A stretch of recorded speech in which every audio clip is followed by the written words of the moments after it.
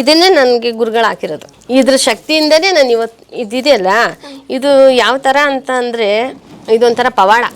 ಯಾವ ರೀತಿ? ಈ ರುದ್ರಾಕ್ಷಿ ನನಗೆ ಆಯ್ತಾನೆ ಇರಲಿಲ್ಲ. ನಾನು ಬದುಕಲ್ಲ ಅಂತ ಅನ್ನೋ ಸ್ಟೇಜಲ್ಲಿ ಗುರುಗಳು ಭಾವ ಇಲ್ಲಿ ನೀನು ಅಂತ ಹೇಳಿದ್ರು. ಅವತ್ತು ಸುಮ್ಮನೆ ಅವತ್ತು ಅಲ್ಲಿ ಅವರು ಇದರಲ್ಲಿರೋ ಮೈಸೂರಲ್ಲಿ ಅಲ್ಲಿಗೆ ಹೋದಾಗ ಅವರು ಈ ನನ್ನ ಕತ್ತಿಗೆ ಇದು ರುದ್ರಾಕ್ಷಿ ಹಾಕ್ಬಿಟ್ಟು ನಿನಗೇನು ಆಗಲ್ಲ ಹೋಗವ ನಾನು ಇದ್ದೀನಿ ಅಂತ. ಅವತ್ತಿಂದ ಇವತ್ತುವರೆಗೂ ನಾನು ಹಿಂಗೇ ಇದ್ದೀನಿ. ಹಾರ್ಟ್ ಅಟ್ಯಾಕ್ ಆದಾಗಲೂ ನಾವು ಮಂಡ್ಯದಿಂದ ಜಯದೇವಾಗಿ ಬರಬೇಕಾದ್ರೆ ಎಷ್ಟು ಸಾರಿ ಹೆಂಗೆಲ್ಲ ಆಡಿದ್ರು. ಅವಾಗ ಫೋನ್ ಮಾಡಿದಾಗಲೂ ನಿಂಗೆ ಕತ್ತಲಿರೋ ರುದ್ರಾಕ್ಷಿ ತೆಗೆದು ನಿನ್ನ ಗಂಡನ ಹತ್ರ ಜೇಬಲ್ಲಿ ಹಾಕು ಇಲ್ದಾರೆ ಕತ್ತಲ್ಲಿ ಹಾಕವ ಅಂತಂದರು. ಅವತ್ತು ಕತ್ತಲ್ಲಿ ಹಾಕಿದ್ದು ನಮ್ಮ ಮನೆಯವ್ರನ್ನ ಮಂಡ್ಯ ಜನರಲ್ ಆಸ್ಪತ್ರೆಯಲ್ಲಿ ಬದುಕೋದೇ ಇಲ್ಲ ಅಂತ ಹೇಳಿದ್ರು. ನನಗೆ ತಿಳಿದಿರೋ ಪ್ರಕಾರ ಹಾರ್ಟ್ ಪೇಷಂಟು ಕೆಲಸ ಮಾಡೋಕ್ಕೆ ಅವ್ರ ಕೈಲಿ ಆಗಲ್ಲ. ನಮ್ಮ ಮನೆಯವರು ಇವತ್ತಿಗೆ ಚಾಲೆಂಜ್ ಮಾಡಿದ್ರು.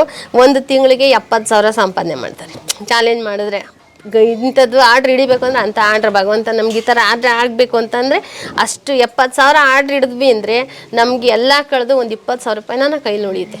ಸುಮಾರು ಜನ ಬರ್ತಾರೆ ನನ್ನ ಥರನೇ, ನನಗಿನ್ನ ಜಾಸ್ತಿ ಒಳ್ಳೆಯವರಾಗಿರೋರು ಬರ್ತಾರೆ.